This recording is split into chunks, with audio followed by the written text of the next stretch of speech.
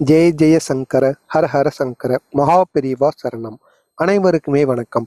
அனைவருமே காலையில் எழுந்தவுடனே அவர்களுக்கு இன்று ஏதாவது முக்கியமான வேலைகளும் ஏன் முக்கியமான பிரச்சனைகள் கூட இருக்கத்தான் செய்யும்.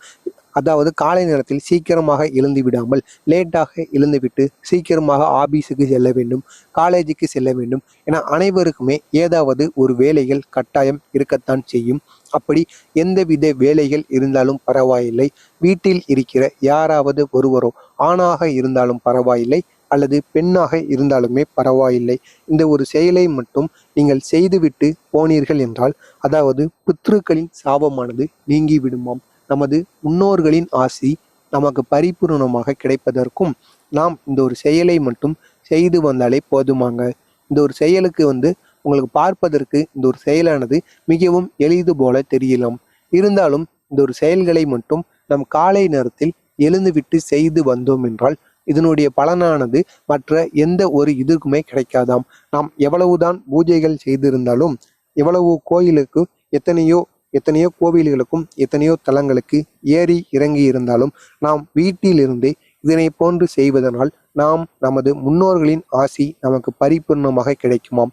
அப்படி கிடைத்து விட்டது என்றாலே நமக்கு வரக்கூடிய பிரச்சனைகளிலிருந்து ஒரு ஓய்வானது கிடைப்பதற்கு அதிகப்படியான வாய்ப்புகள் இருக்கிறது. எனவே தவறவிடாமல் இந்த ஒரு செயலை நீங்களும் உங்களுக்கு தெரிந்த நண்பர்களுக்கோ உறவினர்களுக்கோ யாருக்கு வேண்டுமானாலும் அனுப்பி இந்த ஒரு செயலை மட்டும் செய்து வர சொல்லுங்கள். ஏதோ உங்களால் முடிந்த ஒரு உதவியாக அவர்களுக்கு இருக்கட்டும். நாம் மட்டும் இந்த ஒரு செயலை செய்துவிட்டு நாம் நன்றாக இருந்தால் போதும் என்கிற மாதிரி ஒரு கெட்ட எண்ணம் உங்களுக்கு இருக்கிறது என்றால் உங்களது வாழ்க்கையில் நாம் என்றைக்குமே வெற்றியை காணவே முடியாதாம். பொறாமை எண்ணம் எவனுக்கு இருக்கிறதோ அவன் அப்பொழுதே அழிந்து விடுவான் என்பது போலதான் மகா பெரியவா அவர்கள் இப்படிப்பட்ட ஒரு செய்தியை கூறியிருக்கிறார். அவர் என்ன கூறியிருக்கிறார் என்பதை முழுமையாக காண்பதற்கு முன்பாக நமது மகா பெரியவா மகிமைகள் சேனலுக்கு நீங்கள் புதிய பார்வையாளராக இருந்தீங்கன்னா மறக்காம நம்ம சேனலை சப்ஸ்கிரைப் பண்ணி வைத்துக் கொள்ளுங்கள். வாங்க வீடியோவுக்குள்ள போயிடலாம். அதாவது காஞ்சி மடத்தில் மகாபெரிவா அவர்களை சந்திப்பதற்காக பக்தர்கள் அனைவருமே கோடான கோடி பக்தர்கள் அவரது மடத்திற்கு அவரை சந்திப்பதற்காக சென்று கொண்டிருப்பார்கள். அப்படி சென்று கொண்டிருந்ததில் ஒரு பக்தர் பெரியவாவிடம் சென்று, பெரியவா, எனக்கு பிரச்சனைக்கு மேல் பிரச்சனையானது வந்து கொண்டே இருக்கிறது எனது வாழ்வில். நானும் எவ்வளவோ சம்பாதித்தாலும் பரவாயில்லை, காசானது கையிலே தங்கமாடிக்கிறது. அது மட்டும் என்னவோ தெரியவில்லை. எத்தனையோ ஜோசியர்களிடமும் எத்தனையோ கோவிலுக்கும் நான் சென்றும் பார்த்து விட்டேன். இருந்தாலும் எனக்கு ஏன் இப்படிப்பட்ட பிரச்சனைகள் வருகிறது என்று ஒன்றுமே தெரியவில்லை. இருந்தாலும் நான் யாருக்கும் பாவங்களும் துரோகங்களும் எனக்கு தெரிந்து நான் ஒன்றுமே செய்யவில்லை. இருந்தாலும் எனக்கு ஏன் இதனை போன்று பிரச்சனைகளானது வந்து கொண்டே இருக்கிறது என்பது போல பெரியவாவிடம் இதனை போன்று ஒரு பக்தர் கேட்டிருக்கிறார். அதற்கு பெரியவா அவர்கள், எப்பா தம்பி, நீ எந்தவித பிரச்சனையும் செய்திருக்க மாட்டாய். இருந்தாலும் உனது குடும்பத்தில் இருப்பவர்களோ, உனது அப்பாவோ அல்லது உனது பெற்றோர்களோ, உனது தாத்தாவோ, ஏறேனும் உனது குடும்பத்தில் இருப்பவர்கள் ஏதேனும் பிரச்சனைகளையோ அல்லது தவறுகளையோ யாருக்காவது துரோகங்களோ பாவங்களோ செய்திருந்தார்கள் என்றால் அந்த 7 தலைமுறை பாவமும் நமக்கும் நமது குடும்பத்தை சேர்ந்தவர்களுக்கும் பிடிக்கும் என்று கூறுவார்கள் அல்லவா?